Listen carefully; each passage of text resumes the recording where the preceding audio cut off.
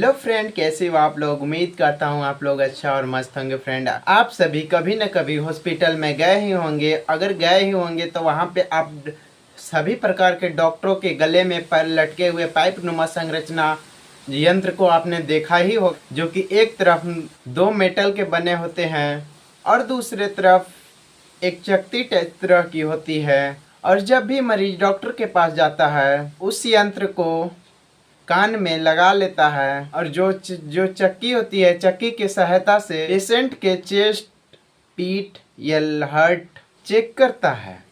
यह यंत्र क्या है, इसकी बारे में आज पूरी डिटेल्स में आप सभी इसकी बारे में आज जानेंगे। यदि आप मेडिकल फील्ड से रिलेटेड होंगे तो आप सभी को पता ही होगा कि जो डॉक्टर के गले में लटके होते हैं उन्हें स्टेथोस्कोप कहते हैं। आज हम जानेंगे कि स्टेथोस्कोप की बनावट किस तरह से होती है, इसके द्वारा पेशेंट को कौन कौन से वह अंग है जिसे चेक किया जा सकता है, वह कौन कौन सी आवाज़ जो है से डॉक्टर को सुनाई देती है। मैं ये पूरी की पूरी उम्मीद से ये कह सकता हूँ कि अगर आपने इस वाली वीडियो को पूरी की पूरी बिना स्किप किए हुए इस वीडियो को आपने देख लिया तो आपको फुल डिटेल्स, फुल संपूर्ण जानकारी इस वीडियो में स्टेथोस्कोप के बारे में सारी जानकारी आपको मिल जाएगी। तो बिना स्किप किए हुए इस वीडियो को देखें और समझें। तो चलिए आज कुछ नया सीखते हैं। हमारी बॉडी की प्रत्येक एक अंग एक विशेष प्रकार की ध्वनि यानी कि साउंड को प्रोड्यूस करती है, जिससे उस अंग की स्वस्थ होने का संकेत मिलता है। जो हमारी बॉडी के ऑर्गन से जो साउंड निकलती है, उसको साउंड के सुनने का प्रोसेस को साउंड सर्कुलेशन कहते हैं। जिस यंत्र की हम इस ध्वनि को सुनने के लिए लिया जाता है, उस यंत्र को स्टेथोस्कोप कहा जाता है। अगर मैं इसकी बनावट के बारे में स्टेथोस्कोप की सहायता से पेशेंट के अंगों की ध्वनि सुन पाते हैं। अगर इस स्टेथोस्कोप की मैं नाम बता दूं आपको, इसको बोलते हैं ईयरपीस। ये इस दोनों वालों को ईयरपीस बोलते हैं, जो कि कान से ये इस टाइप से अटैच होती है, जो कि लगाते हैं। मेटल की जो इस टाइप से बनी होती है, इसको बोलते हैं ईयर ट्यूब।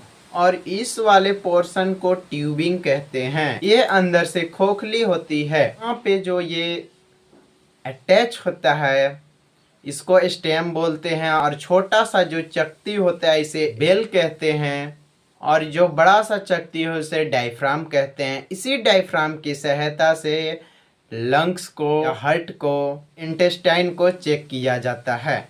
अब हम जानेंगे इस स्टेथोस्कोप की सहायता से वह कौन कौन सी अंग है जिसे चेक किया जाता है, जैसे कि हार्ट, लंग्स, इंटेस्टाइन।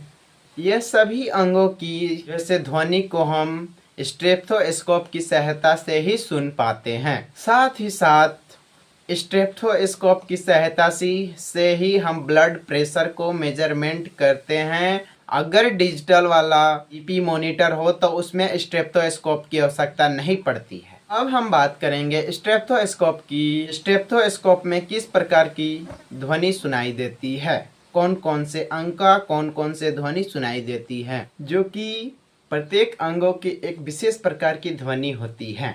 सबसे पहले अब हम हार्ट की बात करेंगे, हृदय के बारे में। हार्ट जो है से दो प्रकार की साउंड को प्रोड्यूस करता है, जिसमें लब और डब की ध्वनि होती है। लब की ध्वनि हमें उस टाइम सुनाई देती है जब हमारी हृदय फैलता है। जब हमारी हृदय फैलेगा उस टाइम लब की ध्वनि सुनाई देगा।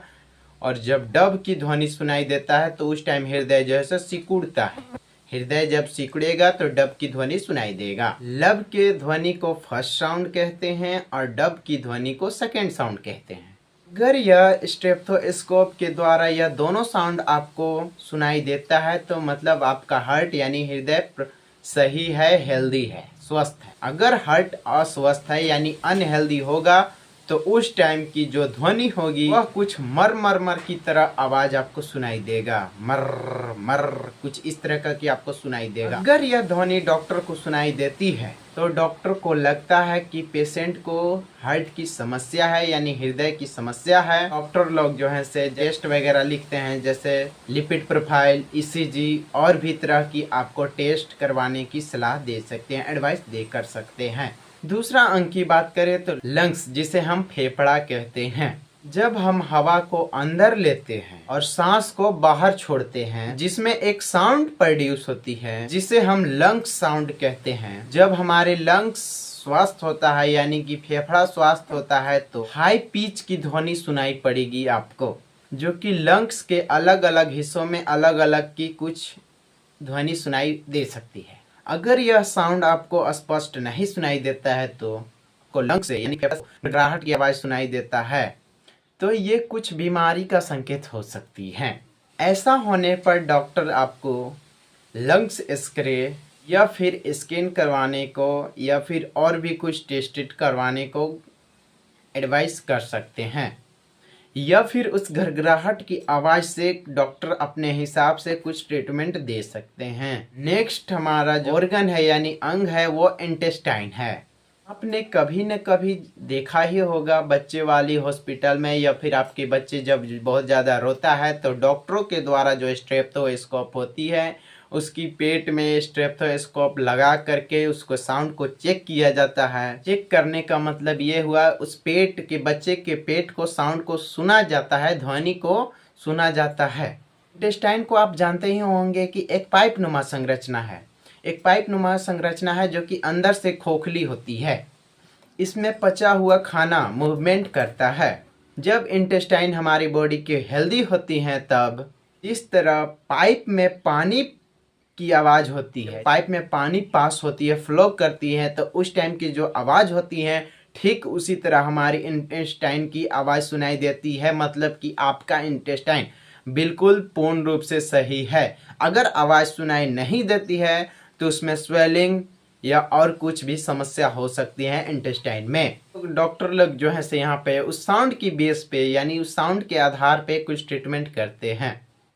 तो इस तरह के स्टेथोस्कोप के द्वारा हमारी बॉडी के अंगों को आवाज़ को सुन करके बीमारी का डायग्नोस करते हैं। और यह स्टेथोस्कोप प्रेग्नेंट महिलाओं में उनकी जो फीटस होती हैं उनकी फीटस की हार्ट बीट एवं ध्वनि सुनते हैं इसी स्टेथोस्कोप की सहायता से। थैंक यू फ्रेंड, उम्मीद करता हूँ ये वीडियो आपको अच्छी लगी होगी। अगर अच्छी लगी हो तो प्लीज़ मेरे चैनल को सब्सक्राइब, वीडियो को शेयर, कमेंट में कुछ भी डाउट पूछ सकते हैं और वीडियो को लाइक ज़रूर करें। थैंक यू फ्रेंड, मिलते हैं नेक्स्ट वाली वीडियो में। तब तक के लिए जय हिंद, जय भारत, वंदे मातरम गाइस।